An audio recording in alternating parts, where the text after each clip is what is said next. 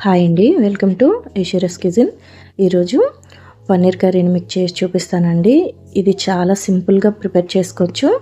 రైస్లోనికి అలాగే పలావ్ బిర్యానీస్లోకి సైడ్ డిష్గా కూడా చాలా బాగుంటుందండి. ప్రిపేర్ చేయడం కూడా చాలా సింపుల్ అండి. 10 to 15 మినిట్స్లో ప్రిపేర్ చేసుకోవచ్చు. దీన్ని ఎలా ప్రిపేర్ చేయాలో చూద్దామండి. దీనికోసం ముందుగా స్టవ్ వెలిగించి ఒక ప్యాన్ పెట్టి దానిలో ఒక 2 టేబుల్ స్పూన్ ఆయిల్ వేసి 100 గ్రామ్స్ పన్నీర్ని తీసుకున్నానండి. దీన్ని అన్ని వైపులా కూడా గోల్డెన్ కలర్ వచ్చేదాకా ఫ్రై చేసుకోవాలండి. వీడియోలో చూపిస్తున్న విధంగా ఫ్రై చేసుకొని దీన్ని తీసేసి ఒక పక్కన పెట్టేసుకొని క్యూబ్స్లా కట్ చేసుకొని ఒక ప్లేట్లో పెట్టి ఒక పక్కన పెట్టేసుకోండి. ఇప్పుడు అదే ప్యాన్లో జీడిపప్పు ఒక 1 టేబుల్ స్పూన్ వేసుకోవాలండి. అలాగే ఒక పెద్ద ఉల్లిపాయ అండి ఒకటి కట్ చేసి ఇలా వేసుకోవాలి. అలాగే ఒక టమాటా కూడా వేసుకోవాలండి.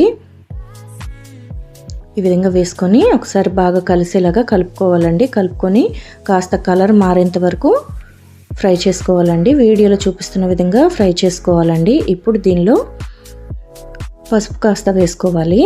అలాగే కొద్దిగా కొత్తిమీరని కూడా కట్ చేసి వేసుకోవాలండి. ఒక గుప్పెడు కొత్తిమీరని వేసుకోండి. వేసుకొని వీటిని కూడా కాస్త మగ్గించుకోవాలి.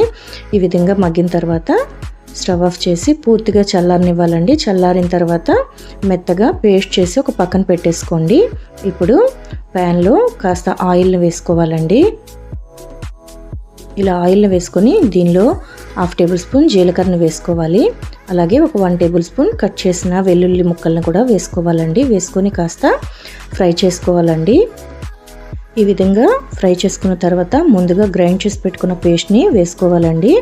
వేసుకొని ఫ్లేమ్ని కాస్త మీడియంలో పెట్టుకోవాలండి. పెట్టుకొని బాగా కలిసేలాగా ఒకసారి కలుపుకోవాలి. ఇప్పుడు దీనిలో 1 టేబుల్ స్పూన్ కారం వేసుకున్నానండి. మీకు ఇంకా కారంగా కావాలంటే ఇంకాస్త వేసుకోండి. అలాగే ఒక 1/2 టేబుల్ స్పూన్ జీలకర్ర పొడి, ఒక 1 టేబుల్ స్పూన్ గరం మసాలా వేసుకొని మొత్తం అంతా కలిసేలాగా ఒకసారి బాగా కలుపుకొని ఫ్లేమ్ని మీడియం ఫ్లేమ్లోనే పెట్టుకోవాలండి. ఇప్పుడు ఈ విధంగా కలిసిన తర్వాత దీనిలో కాస్త వాటర్ని యాడ్ చేసుకోవాలి. ఒక టీ గ్లాస్ వాటర్ అయితే సరిపోతుందండి. మిక్సీ పట్టుకున్న గిన్నెలోనే కాస్త వాటర్ని వేసుకున్నాను. ఈ విధంగా మొత్తం కూడా ఒకసారి కలిసేలాగా ఒకసారి కలుపుకోవాలండి. ఈ విధంగా కలుపుకొని ఫ్లేమ్ని మీడియంలో పెట్టి మూత పెట్టుకొని ఒక 2 నిమిషాలు కుక్ చేసుకోవాలండి.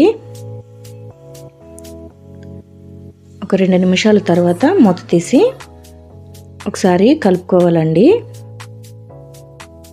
ఇలా కలుపుకున్న తర్వాత దీనిలో ముందుగా ఫ్రై చేసి పెట్టుకున్న పన్నీర్ ముక్కల్ని వేసుకోవాలి. మీకు నచ్చిన సైజులో కట్ చేసుకోవాలండి. ఇలా వేసుకొని ఒకసారి కలుపుకోవాలండి.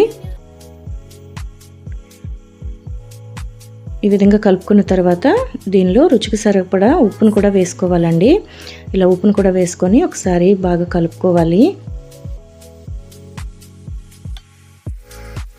ఈ విధంగా కలుపుకున్న తర్వాత ఫ్లేమ్ని లో ఫ్లేమ్లో పెట్టుకొని మూత పెట్టి 10 to 15 మినిట్స్ కుక్ చేసుకోవాలండి. ఇప్పుడు ఒక 10 నిమిషాల తర్వాత మూత తీసి దీనిలో ఒక 1 టేబుల్ స్పూన్ బటర్ని వేసుకోవాలండి. అలాగే ఒక 1 టేబుల్ స్పూన్ ఫ్రెష్ క్రీమ్ ఉంటే వేసుకోండి, లేదంటే పాలపైన మేగడైనా వేసుకోవచ్చండి. వేసుకొని ఒకసారి కలుపుకోవాలండి. ఈ ఫ్రెష్ క్రీమ్ వేయటం వల్ల టేస్ట్ అనేది చాలా బాగుంటుంది. ఇప్పుడు మూత పెట్టుకొని లో ఫ్లేమ్లోనే మరొక 10 నిమిషాలు కుక్ చేసుకోవాలండి. ఆయిల్ అనేది సపరేట్ అయ్యేదాకా కుక్ చేసుకోవాలి. ఇలా ఒక 10 నిమిషాల తర్వాత మూత తీసి చూస్తే మనకి కర్రీ అనేది కాస్త దగ్గరగా అవుతుందండి. ఇప్పుడు ఒకసారి కలుపుకొని అలాగే లో ఫ్లేమ్లోనే ఒక 1 or 2 మినిట్స్ ఇలా కలుపుకుంటూ కుక్ చేసుకుంటే చూడండి వీడియోలో చూపిస్తున్న విధంగా మనకి కర్రీ అనేది రెడీ అయిపోయిందండి. స్టవ్ ఆఫ్ చేసేసి సర్వ్ చేసుకుంటే చాలా బాగుంటుందండి. రోటీస్ అలాగే రైస్లోనికి చాలా బాగుంటుంది. మనకి బయట ఇది పర్చేస్ చేసుకుంటే క్వాంటిటీ చాలా తక్కువ వస్తుందండి. కాస్ట్ చాలా ఎక్కువగా ఉంటుంది. ఇదే కర్రీని మనం ఇంట్లో చాలా ఈజీగా ఈ విధంగా ప్రిపేర్ చేయండి. అందరికీ చాలా బాగా నచ్చుతుంది.